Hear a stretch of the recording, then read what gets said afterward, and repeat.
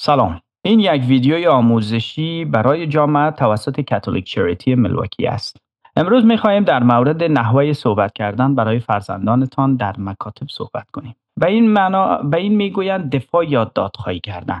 اگر تازه وارد ایالات متحده شده اید، ممکن است ندانید که مکاتب اینجا والدین را تشویق به مشارکت و پرسیدن سوال می‌کنند. اما ما می‌دانیم که این ممکن است سخت به نظر برسد. به خصوص اگر هنوز در حال یادگیری زبان انگلیسی هستید، ساعتهای طولانی کار می کنید یا از صحبت کردن با معلمان اطمینان ندارید. لازم نیست انگلیسی کامل صحبت کنید یا همه پاسخها را داشته باشید. آنچه بیش از همه مهم است این است که به فرزندانتان اهمیت می دهید و می خواهید که با او به خوبی رفتار کنید. این شما را به یک مدافع یا به یک حامی عالی تبدیل می کند.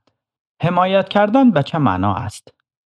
حمایت کردن به معنای صحبت کردن در زمانی است که فرزند شما در مکتب به کمک نیاز دارد. همچنین می تواند به معنای پرسیدن سوال، به اشتراک گذاشتن نگرانی های خود یا یادگیری بیشتر در مورد نحوه عملکرد فرزندتان باشد. نیازی نیست با صدای بلند صحبت کنید. اعتماد به نفس داشته باشید یا جلوی گروه صحبت کنید. بسیاری از والدین صرفاً با داشتن یک مکالمه آرام با یک معلم یا کارمند از کودکان خود حمایت می کنند.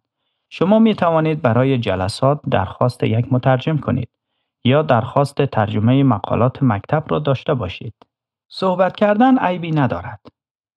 در برخی فرهنگ‌ها از والدین انتظار می رود که ساکت بمانند و اجازه دهند معلمان درباره همه چیز تصمیم بگیرند. اما در ایالات متحده معلمان انتظار دارند که خانواده ها در این امر مشارکت کنند. صحبت کردن به این معنا نیست که شما بیادب یا بی احترامی می کنید. شما با پرسیدن سوال یا به اشتراک گذاشتن آنچه در مورد فرزندتان متوجه می شوید، مشکل ایجاد نمی کنید. در واقع بسیاری از معلمان از آن قدردانی می کنند. شما فرزندتان را بهتر از هر کسی می شناسید. شما نقاط قوت، مبارزات آنها و آنچه آنها را خوشحال یا ناراحت می کند را می بینید. صدای شما مهم است و باید شنیده شود. برای صحبت آماده شوید. ما می دانیم که بسیاری از والدین ساعات طولانی کار می کنند. چندین شغل دارند یا مشغول مراقبت از خانواده خود هستند. ممکن است احساس خستگی، استرس یا عدم اطمینان از آنچه می گویید را کنید که کاملا یک امر طبیعی است. اگر می توانید قبل از ملاقات با مکتب چند دقیقه در مورد آنچه می خواهید بگویید فکر کنید. می توانید افکار خود را روی کاغذ یادداشت کنید یا از تلفن خود برای ضبط یک یادداشت صوتی یا سوال خود استفاده کنید. اگر نوشتن دشوار است، سعی کنید با یک دوست قابل اعتماد یا یکی از اعضای خانواده تمرین کنید. همچنین می توانید از شخصی بخواهید که به شما در تهیه پیام یا سوال به زبان انگلیسی کمک کند. با کسی که به او اعتماد دارید صحبت کنید.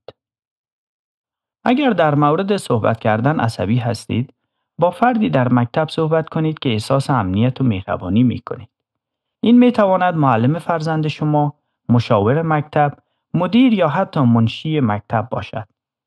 همچنین می توانید با والدین دیگری که تجربه بیشتری در مورد سیستم مکتب دارند صحبت کنید.